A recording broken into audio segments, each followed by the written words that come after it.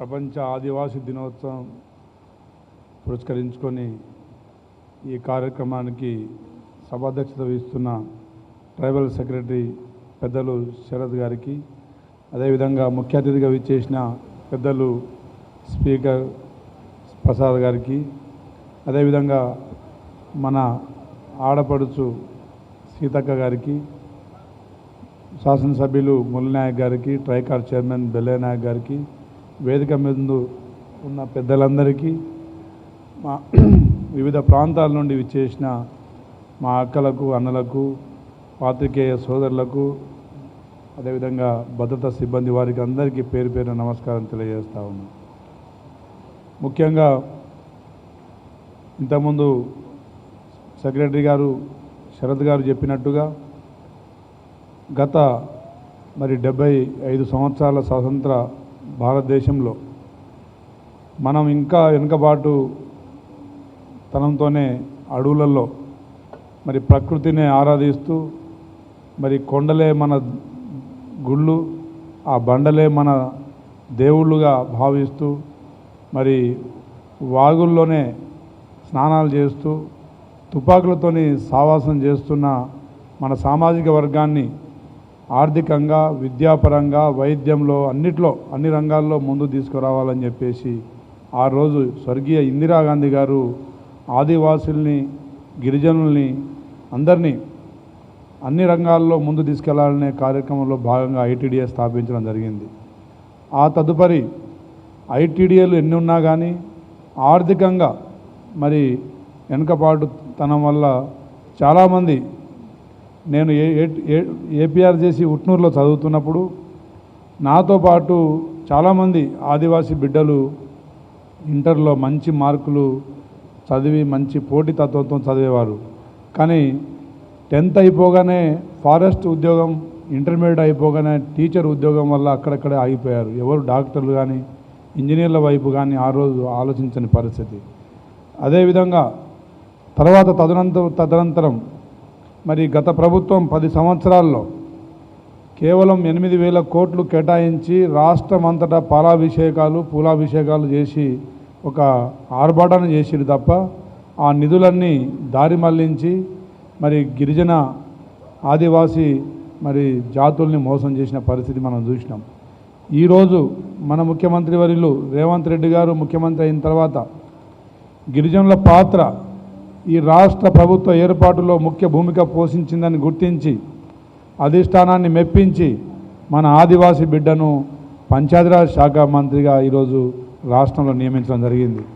అదేవిధంగా వివిధ శాఖలలో అనుభవం ఉన్న మా సెక్రటరీగా అడావత్ శరత్ నాయక్ గారిని ట్రైబల్ అనుభవం ఉన్న వ్యక్తిగా వారిని సెక్రటరీగా నియమించడం జరిగింది. 3 ఐపీఎస్లని మహబూబ్నగర్, జనగాం, అదేవిధంగా నల్గొండ ఎస్పీలుగా ప్రకటించింది. ఇక ఈఎన్సీగా మోహన్ నాయక్ గారిని ఇన్ఛార్జ్ ఈఎన్సీగా, director of health doctor Ravindra Nayak గారికి, అదేవిధంగా విప్గా డాక్టర్ రామచంద్ర నాయక్ అని నాకు రేవంత్ రెడ్డి గారు ఈ ప్రభుత్వంలో చోటు కల్పించడం జరిగింది.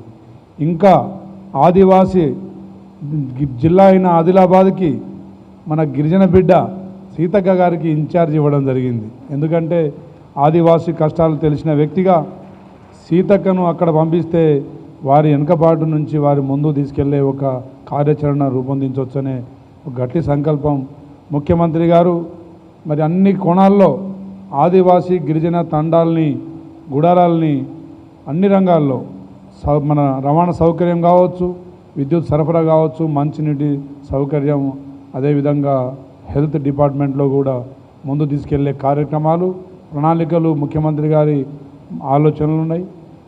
అందుకే 17,000 కోట్లు గతంలో ఎన్నడూ కేటాయించని విధంగా గిరిజన ఆదివాసీ శాఖకు కేటాయించడం జరిగింది.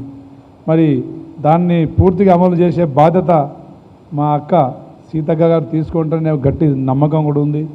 అదేవిధంగా స్పీకర్ గారి డిప్యూటీ ముఖ్యమంత్రి మన భట్టి విక్రమార్క గారు కూడా అసెంబ్లీ సాక్షిగా చెప్పడం జరిగింది.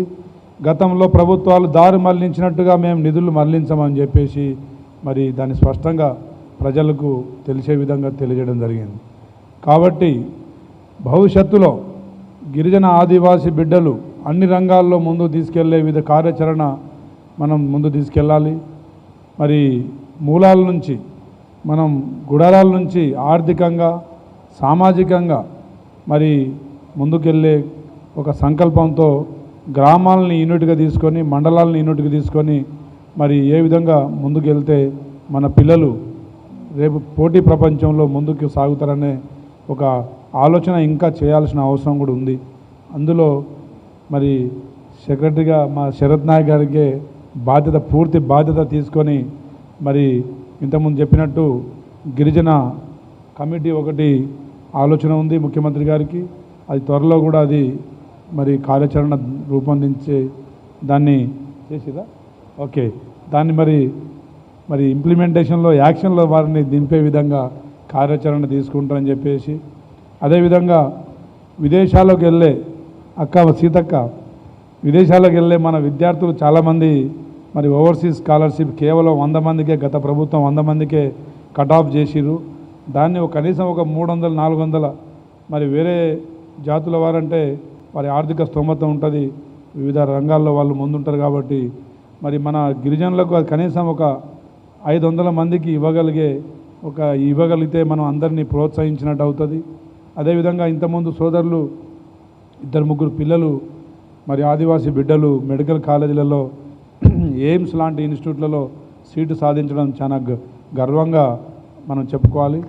ఎందుకంటే ఎయిమ్స్ చాలా హై స్టాండర్డ్లో ప్రిపేర్ అయితే తప్ప రాదు ఆల్ ఇండియా ర్యాంక్. కాబట్టి అలాంటి వారిని ఆర్థికంగా అక్కడికి వెళ్ళిన తర్వాత మిగతా విద్యార్థులతో వీరు పోటీ పడే విధంగా వారికి అన్ని వసతులు పుస్తకాలు కావచ్చు, అదేవిధంగా ల్యాప్టాప్లు కావచ్చు మరి మనం ప్రోత్సహించేకరంగా మనం చేయగలిగితే, అదేవిధంగా ఐఐటీలో కురువి ఆశ్రమ పాఠశాల నుంచి కూడా 2-3 అమ్మాయిలు వివిధ ఐఐటీలో మరి ప్లేస్మెంట్ దొరికింది. అలాంటి విద్యార్థులకు కంప్యూటర్లు కానీ ల్యాప్టాప్లు కానీ మనం ప్రోత్సాహకరంగా ఇస్తే మిగతా విద్యార్థులు కూడా వారిని చూసి పోటీ పడే ఒక తత్వాన్ని కూడా పెంపొందించుకునే ఒక వెసులుబాటు ఉంటుంది. కాబట్టి పూర్తి స్థాయిలో మీరు గిరిజన మరి మనం ఏమంటారు పంచాయతీరాజ్ శాఖ మంత్రులు అయినా కానీ గిరిజన శాఖ కూడా మీరే బాధ్యత తీసుకొని ముందుకు తీసుకెళ్లాలని చెప్పేసి కోరుకుంటూ మరి నాకు ఇచ్చిన అవకాశానికి అందరికీ ధన్యవాదాలు తెలియజేస్తూ ముగిస్తున్నా. Thank you.